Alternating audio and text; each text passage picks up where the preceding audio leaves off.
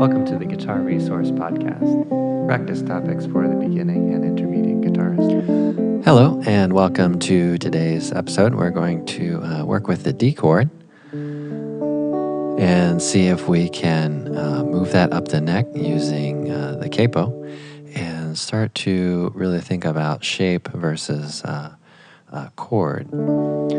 So here we have the D chord. Let's start with this. If you're not familiar with this one, we'll work through it. So we have first finger on the third string, second fret, second finger on the first string, second fret, and third finger on the second string, third fret. And we're strumming 4 strings. Okay, so our notes are D, A, D, and F sharp. So we're going to be comparing these notes in this order to a lot of the capo positions that we find ourselves in, so we have something to compare it to. So let's begin by putting the capo on the second fret. So what's going to happen here is that these 2 fingers that are holding the second fret on strings 3 and 1 are going to be replaced by the capo. So we'll benefit from that, and then we will use some other fingers for other notes. So we have this, the top 3 strings for that chord. Now, 4th string open is no longer available, open on the guitar without the capo. So we're going to put a finger on the second fret of the 4th string. And then we'll put a third finger on the 5th string, 3rd fret, and we get the original D note there. So we have the C shape. First finger, second string, second finger, 4th string, third finger, 5th string. So we have the C shape, but this is a D chord. So let's compare it to the open D. So we have 5th string, 3rd, 2nd, and 1st will give us the same notes that we have with an open D.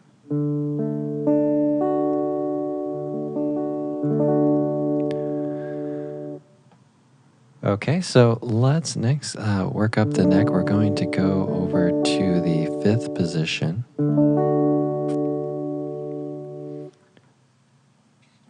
So we'll put the capo on the 5th fret. And now the shape that we will use is the A shape. And this is still a D chord. Okay, so I have first finger on the 4th string, second finger on the 3rd, third finger on the 2nd string, and they're all on the 2nd fret. And so that gives us the D chord. Okay, so let's compare that with the open D. So the open D doesn't have this high note here. So we have these notes on the middle 4 strings, strings 5, 4, 3, and 2. So let's compare those notes. Check the math here. So we have, the same 4 notes. Now keep in mind the notes will sound a little bit different in various ways because we have different string lengths and string thicknesses too. So just to be aware of that. But we're thinking about pitch here. So let's take the D and we'll move up the neck here. We'll go to the 7th position now. And let's just recall these notes from low to high. Okay, so we're kind of comparing things from the capo and the shapes to those open strings or open chord position. So if we play the G shape, that will provide D for us if we have a capo on the 7th fret. Okay, so I have 2nd finger on the 5th string, 2nd fret, 3rd finger on the 6th string, 3rd fret, and 4th finger on the 1st string, 3rd fret. There are a couple other ways to play G in this position. Okay, so let's compare this with the open D chord. So if we pluck the 6th string, 4th, third, and second, we should get the same notes from the open D. So let's try to remember that. I'm going to take the capo off, and then I'm going to play those notes with the open D. Okay, so we have the same 4 notes. All right, so these other notes in that G shape, they're just part of the chord too. So in this position, we can strum 6 strings here. So we have a note here on the 5th string, and then we have one on the 2nd string, pretty high up there. So this chord voicing is fairly similar to the one that we played in 2nd position with the C shape. Okay, so if I strum 5 to 1, I should get the same notes, the G shape from 6 to 2. Okay, so let's go back to the D shape, just something to compare to, remind ourselves what we have. So working with these 4 notes, let's play D with a capo on the 10th fret. Now, you might not normally play a song with this capo this high, but we're just trying to sort out how the guitar kind of fits together here. So here we go. We have capo on the 10th fret, and then the E shape.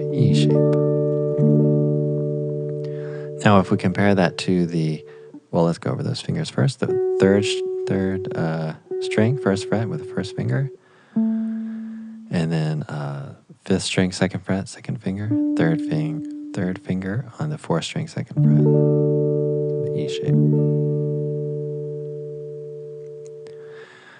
Okay, so let's compare that to the open D. So it will work out like this. We have the 6, 5, 4, and 3. And that should give us the same notes that we had over here, the open D. Okay, so remember, we're thinking about pitch. There are going to be some differences in the sound, and that has to do with string length and the width of the strings, things like that. Okay, so we have that. And then now my capo will likely not reach the 12th fret. You might try it on your guitar. But just to point out that we're back on the D shape in 12th if we had a capo on the 12th fret. All right, so all of this can really help with understanding shapes and chords, but it can also help us to work up the neck. So if we start to think of maybe even the 1st finger as kind of a capo, then we can work up the neck here.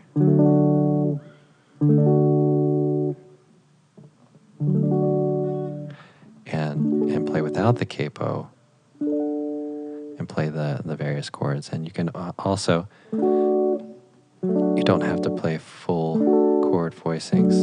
You can select a few out of any of the chord shapes that you're familiar with. All right, great. Well, I hope you enjoyed this episode. I hope this was clear to you and explained well enough. Please let me know if you have any questions about it or comments. And remember to subscribe to the YouTube channel. Follow me on Facebook and Twitter, and you can also reach me at guitar-resource.com. Thank you for listening to this episode of the Guitar Resource podcast. Be sure to rate and subscribe. Remember to subscribe to the YouTube channel. Follow us on Facebook and Twitter.